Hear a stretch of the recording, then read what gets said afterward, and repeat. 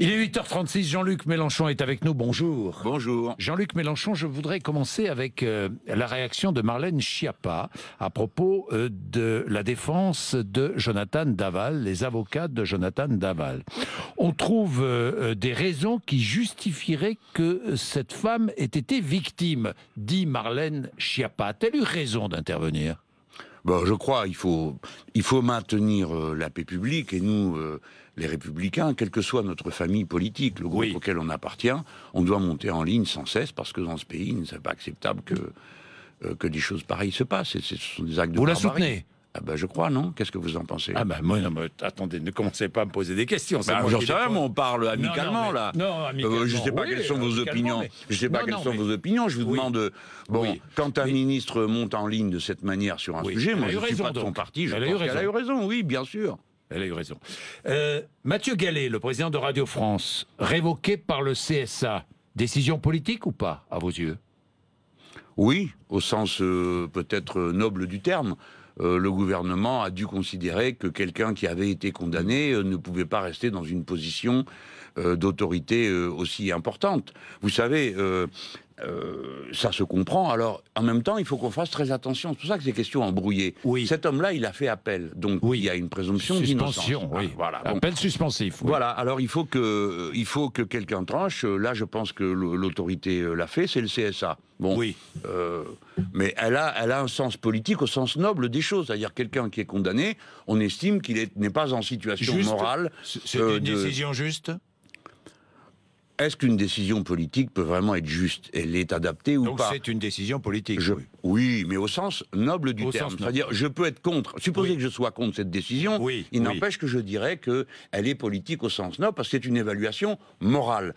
Qu'est-ce qu'on donne à voir et qu'est-ce qu'on accepte ou pas? Après tout, le gouvernement, l'État a le droit d'avoir un avis sur ceux qui, à un moment donné, exercent l'autorité en son nom. Et là, bon, c'est la radio publique, que voulez-vous oui, ça a une importance pour tous les Français. Et donc, les gens condamnés ne peuvent peut-être pas la diriger. Oui, le CSA, d'ailleurs, doit-il être réformé? Les rapports entre l'audiovisuel public et l'État. Oui, déjà, vous savez que j'ai fait une pétition. Parce que il faudrait qu'on puisse avoir des rapports plus détendus avec les médias. Parce que, où c'est la cogne, où c'est le procès en diffamation, non, il y a peut-être un intervalle entre les deux.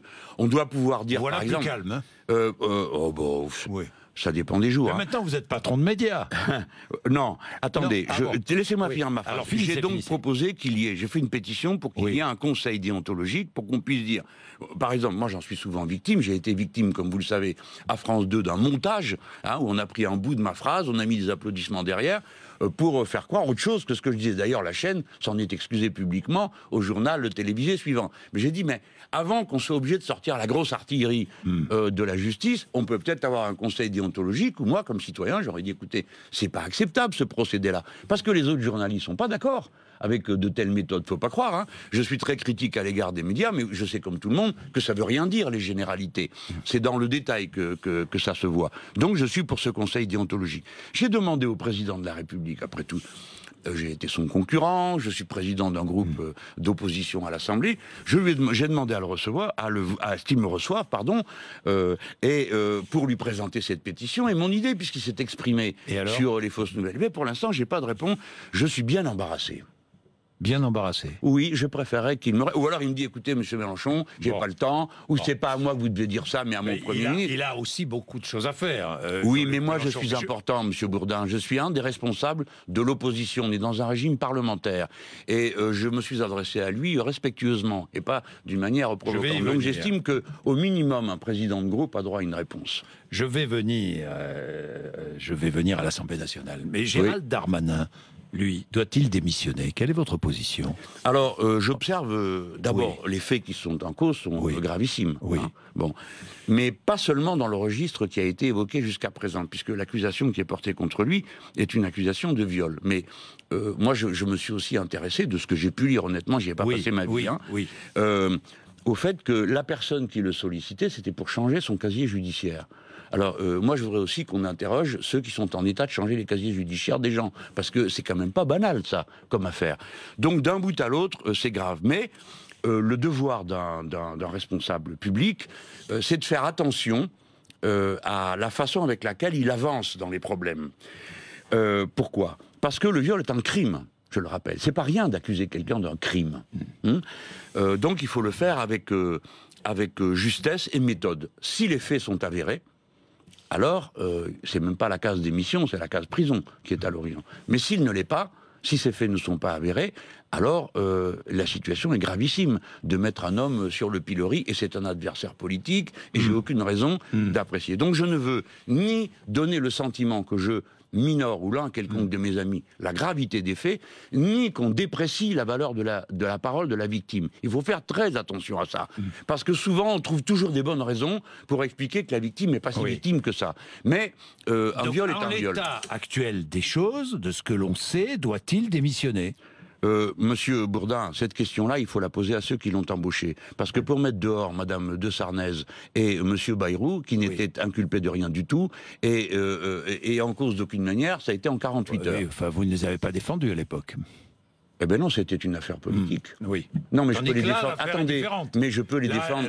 C'est une affaire de droit commun et d'un crime. Oui. C'est pas pareil. Alors, là, on parlait de politique avec Monsieur. Peut-il encore exercer ses fonctions? Je change. Apparemment, c'est le cas puisqu'on le voit, le faire. Alors, qu'en pensez-vous? De quoi, Monsieur Bourdin? Peut-il encore exercer ses fonctions? À mon avis, très difficilement. Très difficilement. Bah écoutez, il est entouré d'un silence gêné, mais à chaque fois qu'il ouvre la bouche à l'Assemblée nationale. Mais voilà, nous en sommes tous là. Comprenez-moi bien, Monsieur Bourdin. Donc, je ne veux... Écoutez, nous avons discuté entre nous dans le groupe La France Insoumise assez longuement de ça. Parce que nous étions tous bouleversés par deux choses. Un, on ne peut pas sous-estimer la gravité des faits incriminés. Deux, on ne veut pas que dans le contexte actuel, où enfin une parole s'est libérée, où enfin des gens amènent sur la scène publique des choses qu'on taisait auparavant parce que les victimes finissaient par se sentir coupables, enfin tout ça arrive sur la scène, il ne faut rien faire ni rien dire qui soit en quelque sorte retour à la case départ, tout le monde la ferme. Ni non plus être, nous, des juges ou des policiers. Donc, je vous dis franchement les choses. C'est une situation qui nécessite de la mesure. Mais en même temps, la gravité des faits fait que tout le monde devrait, dans le gouvernement, s'interroger. Mais les Français regardent, ils sont capables de faire la différence entre le traitement qu'a subi M. Bayrou et le traitement que subit M. Darmanin. Il est difficile de continuer à exercer ses fonctions, c'est ce que vous pensez. Non, et entendez-moi bien, M. Bourdin. Oui, mais je ne suis pas un juge, je vous l'ai dit. Je ne vous demande pas d'être juge. Je ne dis pas ce qu'il doit faire. Je mets chacun au pied du mur de sa responsabilité devant l'État et devant les citoyens et les citoyennes qui les regardent. Bien, vous êtes député des Bouches-du-Rhône. Tiens, vous serez candidat à la mairie de Marseille? Vous croyez que je vais vous dire tiens, ça? au passage, non, mais je dis au passage. Oui, au passage. Vous avez envie d'être maire de Marseille? Vous êtes candidat à être le patron de la radio. Non, mais là, il y a Gallet qui s'en va. Vous rigolez. Il y a Gallet qui s'en va, peut-être faire candidat, non? Mais pas du tout. Et mais pourquoi vous avez le talent? Je suis incapable d'exercer, mais non, je suis incapable d'exercer la moindre autorité. Et vous, Jean-Luc Mélenchon? Dit-il en me montrant du doigt. Oui, et vous, oui. Vous avez envie d'être maire? Vous aimeriez être maire de Marseille, sincèrement? D'abord, Marseille, c'est un honneur, quoi qu'elle vous donne. Vous aimez cette ville? Ah ben oui. Mais alors, je vais vous expliquer un truc. Les gens à Marseille, soit vous arrivez, vous les supportez pas et vous repartez en criant, soit vous tombez raide amoureux. Moi, j'arrive à Saint-Charles toutes les semaines et tout d'un coup, je respire mieux. En quelque sorte, après avoir été normand, comtois, Grand Sud-Ouest, en réalité... Vous avez traversé la France, quoi. Ouais. Mais et là, vous avez trouvé votre... je me retrouve chez moi. C'est la Méditerranée. C'est la ville avec ses splendeurs de lumière. Mais Bourdin, vous l'aimez, vous, cette ville, vous savez. Mais moi, je l'aime, oui. Vous savez, je suis resté depuis 6 mois, je fais du Airbnb, et puis je vais à l'hôtel parce que j'ai pas trouvé l'endroit où me poser. Parce que il faut dire que je suis exigeant. Je veux voir la mer, je veux pas que ça coûte trop cher, parce que je suis un peu rapia, et ainsi de suite. Mais une fois, j'étais au bord de la Corniche. C'est plutôt le quartier qui est considéré comme riche. Bon sang de bois. Il y avait juste la route et on voit la mer jusqu'au Frioul. La mer, elle change 20 fois par jour. Elle vous dit une mélodie, un message. Ah, quel bonheur. Mais vous seriez bien, donc, comme maire de Marseille. Mais le maire de Marseille, il regarde pas la mer, hein. Faut qu'il bosse. Non, mais d'accord. Non, il y a affaire, hein. Franchement, vous y pensez ou pas? Et je me donne du mal pour parler d'autre chose, Bourdin. Laissez tomber. Non, mais dites-moi. Répondez-moi, puis on passe à autre chose. Mais qu'est-ce que je peux vous dire, monsieur? Si je vous dis non, on va dire, c'est bien, on est tranquille, il est pas là. Si je vous dis oui, on va dire, il est fou, il veut tout. Alors, non, il veut pas tout. Non, je vais vous dire. Il a envie de porter l'avenir d'une ville. Je vous parle Répondez-moi. À Marseille, il faut faire naître un nouveau réseau d'élus. Donc, nous sommes en train de travailler pour faire émerger, non pas un bonhomme pour faire le maire ou une bonne femme, mais écoutez-moi, Monsieur Bourdin, non, il faut d'abord trouver les gens qui viennent du terrain. Et à tous mes amis qui sont là-bas, je leur dis, gagnez vos galons. Parce que c'est à ce moment-là que vous pourrez désigner tranquillement qui est votre tête de liste, sans forcément aller chercher quelqu'un qui soit... Vous ne pouvez pas, je termine avec ça, me dire... oui, parce qu'on va pas passer la journée avec un truc qui n'existe pas. Me dire non, je ne serai pas maire de Marseille. Ah non, je vous dis que non, que oui, que je vous dis non. Oui, que je vous dis oui. Oui, j'ai compris. Eh ben oui, non mais... Je me dis oui. Mais je mène une bataille, Monsieur Bourdin. On est 2 ans avant. Mais vous serez candidat à la mairie, vous avez raison. Non, faites pas ça. Vous aussi, vous serez président de Radio France. Rien du tout, moi. Eh bien alors, moi pareil, monsieur. Non mais attendez, Bourdin, il ne faut pas que ça tourne à la comédie, cette affaire. Je suis député de Marseille. Je suis président de groupe. Je dirige un mouvement où je participe à sa direction. Je dois mener une bataille électorale pour les prochaines élections européennes. Pour la 4 série de... D'ailleurs, là, vous ne serez pas tête de liste. Non, mais alors écoutez, c'est bon quoi, j'ai que 2 bras, il n'y a que 24 heures par jour, il y a du monde pour faire les choses. Tête de liste de la France Insoumise. Je l'espère, pour les élections européennes, et nous aurons une liste représentative de la société. Pas d'alliés. D'alliés en quel sens? Les sigles de partis et tout ça? Oui, qui viennent vous rejoindre. Non, je pense que ça sert à rien. Ce qu'il faut, c'est que la liste soit représentative, donc des tempéraments. Monsieur Bourdin, je vais vous dire une chose, moi, on me fait toujours le reproche d'être très dur et tout. Mais il n'y a que dans mon groupe qu'il y a une personne qui est communiste élue par nous. Il n'y a que dans mon groupe qu'il y en a 3 qui ne sont pas de mon parti. Dans mon groupe, il y en a que 7 qui appartiennent à mon parti. Tous les autres n'ont pas d'étiquette. Alors je sais rassembler des gens d'opinions différentes. Et c'est ce que fait la France Insoumise. Votre groupe, la France Insoumise, aujourd'hui, c'est la journée quand même, on y vient. Bah oui, évidemment que j'y viens. Le 1er février est votre journée à l'Assemblée nationale. Vous défendez 5 propositions de loi.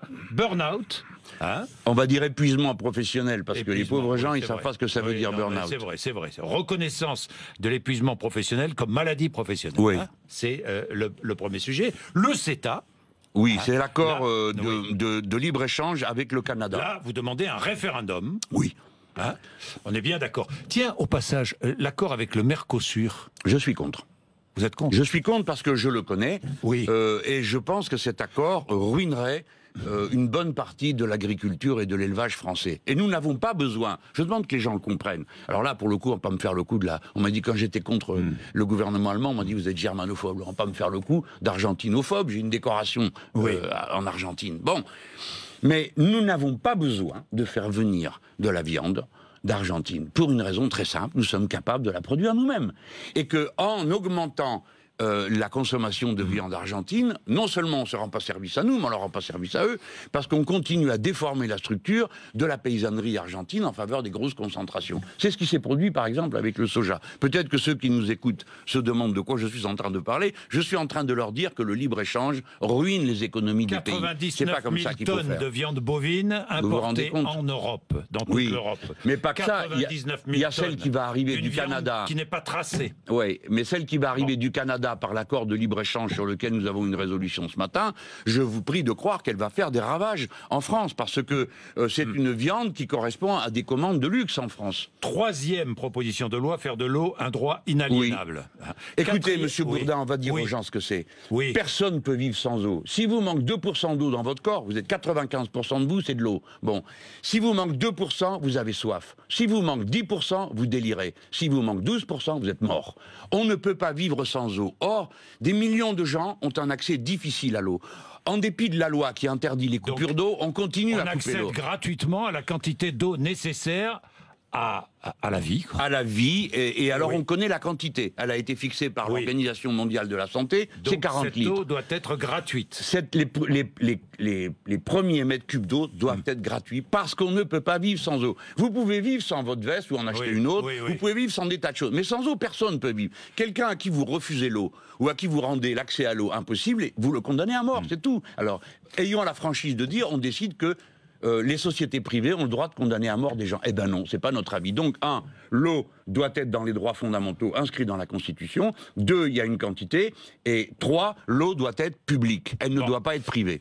4e proposition de loi, la lutte contre le contrôle aux faciès. Alors, vous proposez un récépissé lors des contrôles d'identité. Oui, à titre expérimental, hein, pour l'instant. Parce qu'on a voulu faire des choses, si vous voulez. Toutes les lois, les propositions de loi qu'on présente, sont des choses de bon sens qui font consensus, vous avez vu dans le sondage. Alors, le contrôle aux faciès. Monsieur Bourdin, écoutez, il faut que vous compreniez ce qui se passe. Moi, quand je suis à Paris, j'habite pas loin de la gare du Nord. Écoutez, c'est insupportable. Les gens sont triés d'après leur couleur de peau. Vous m'entendez, les gens ? C'est insupportable. Et alors, certains sont plus contrôlés que d'autres. L'autre jour, c'était un député de mes amis qui s'est fait contrôler parce que, comme il est jeune, il a... écoutez... Est-ce que vous savez que vous avez 20 fois plus de chances d'être contrôlé quand vous avez une mine qui semble correspondre aux préjugés communs que d'autres ? Eh bien, c'est pas normal. Partout, on a essayé le récépissé, on s'est aperçu d'une chose. Les contrôles aux faciès, tout d'un coup, s'effondraient. Bon, pourquoi ? Parce qu'il faut que le contrôle, bien sûr qu'il faut des contrôles. Personne ne discute ce point-là. Mais ça doit être un contrôle sur une base objective et personnalisée. C'est-à-dire, il doit y avoir des raisons objectives de faire un contrôle. C'est une philosophie anti-flic ? Non, pensez-vous, c'est le contraire. C'est comme tout ce qu'on raconte sur les médias, c'est aussi pour protéger les gens. Je vais vous donner, vous allez comprendre, il ne faut pas faire des grands mots, il faut voir la vie quotidienne, j'ai compris ce que vous voulez dire. C'est certainement pas anti-flic. Qu'est-ce qui se passe dans la police ? On les fait tous suer avec du chiffre. Oui. Je vais vous dire un truc, quand vous faites un contrôle au faciès qui ne se passe pas bien, et on comprend, quand vous avez affaire à un jeune, parce que c'est des jeunes, c'est peut-être la 4e ou 5e fois, le gars il va dire un mot de travers. Rébellion, vous vous rendez compte, c'est un outrage, hein, outrage, d'accord ? Outrage, c'est un délit, vous le constatez et vous avez la solution tout de suite. Vous me comprenez ? Si vous me volez mon portefeuille, monsieur Bourdin, et que je m'en vais d'ici, il faudra enquêter tout le monde. Il y a un moment avant de trouver qui c'est qui a pris mon portefeuille dans votre station. Mais le gars qui a fait outrage, c'est instantané. On a à la fois le délit et le coupable. Donc ça fait du chiffre. Je ne veux pas dire que les policiers font du chiffre, je veux dire du mal de personne. Je dis juste que cette situation sur les jeunes, c'est insupportable. Dernière proposition. La légalisation sous condition de l'euthanasie et de l'assistance au suicide. Ouais. Bien, ça, c'est une question grave, monsieur Bourdin. C'est la liberté individuelle. Et elle traverse tous les camps. Elle n'est pas de gauche ou de droite. Ça, je sais. Tout le monde a des avis différents. Bon, nous verrons quels seront les votes sur ces propositions. Je suis pas content parce que la République en marche a l'air de pas comprendre la Constitution. S'il y a une journée pour les groupes, c'est pas pour qu'ils nous fassent le mauvais sort qu'ils sont en train de nous préparer. C'est que sur toutes les lois, alors que bon nombre d'entre eux sont d'accord avec nous, ils mettent une motion de renvoi en commission ou de rejet et on peut discuter de rien et ils amendent pas et ils en parlent pas et ils espèrent nous enterrer comme ça. Est-ce qu'Emmanuel Macron a mangé son pain blanc ? Est-ce que nous sommes à un tournant, premier tournant de cette présidence ? Par la force des choses, monsieur Bourdin, ça n'a rien à voir. La colère sociale, c'est quoi ? Je regardais, je vous dis ça, parce que je regardais les premiers chiffres tombés du CAC 40. Les bénéfices, chiffre d'affaires d'Assaut Systèmes qui a progressé de 6%, LVMH, chiffre d'affaires qui a progressé de 13%, Kaufmann & Broad, c'est... Je vous donne une petite carte de membre d'honneur de la France Insoumise. Mais non, non, je blague. Ne vous fâchez pas, Bourdin. Mais non, mais parce que j'ai horreur d'être d'accord. assimilé à de la politique. J'ai compris. Jean-Luc Mélenchon, est-ce qu'aujourd'hui on est à un premier tournant de cette présidence Macron ? Ce qui est en jeu, c'est de savoir si le pays va supporter une telle dose d'inégalité. Les gens ont compris que tous ces bénéfices ne sont faits que parce que d'autres sont appauvris. La suppression de l'impôt sur la fortune, sur les actions, d'accord, pas les biens immobiliers, ça a été terrible. Les gens comprennent que c'est pas juste, que comme ça certains soient émancipés. Au total, il y en a pour 4 milliards. Pendant ce temps, vous avez des gens dans la rue. Pendant ce temps, enfin bref, vous connaissez toute la misère sociale qui s'est accumulée dans le pays. Donc, je pense que l'élection présidentielle. Les gens n'ont pas vraiment tranché le choix de société. Ils ont tranché entre M. Macron et Mme Le Pen. Tu parles, il n'y a pas besoin de 2 secondes pour réfléchir à ce qu'on fait dans un cas pareil. Et donc, en quelque sorte, tous les problèmes politiques qu'il y avait avant n'ont pas été purgés. Et vous avez des niveaux d'abstention qui montrent... le dégagisme continue à faire son œuvre. Et c'est bien.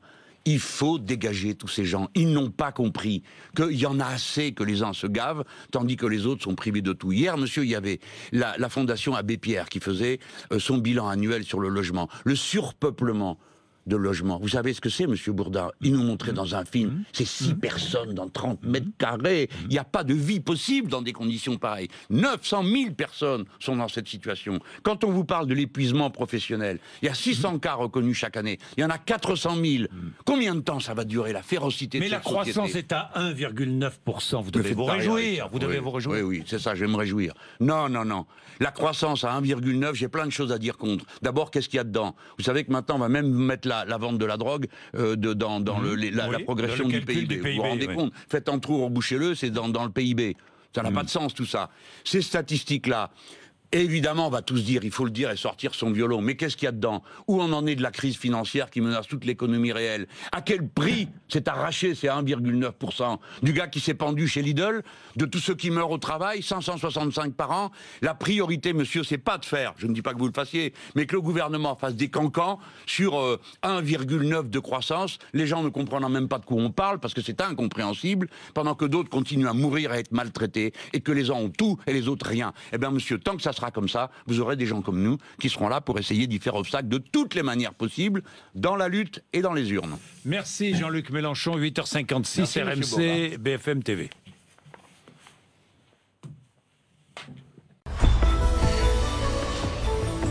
Retrouvez l'appli BFM TV sur votre mobile.